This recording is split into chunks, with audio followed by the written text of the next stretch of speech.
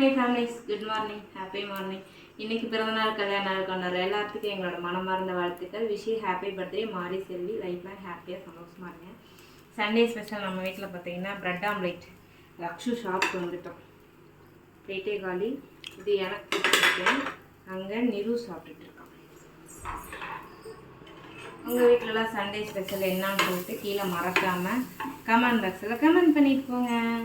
10 மணிக்கு வந்து நம்ம ட்ரீட்மெண்ட் நடந்ததுக்கான வீடியோஸ் வந்து 10 மணிக்கு வந்துடும் ஷார்ப்பாக.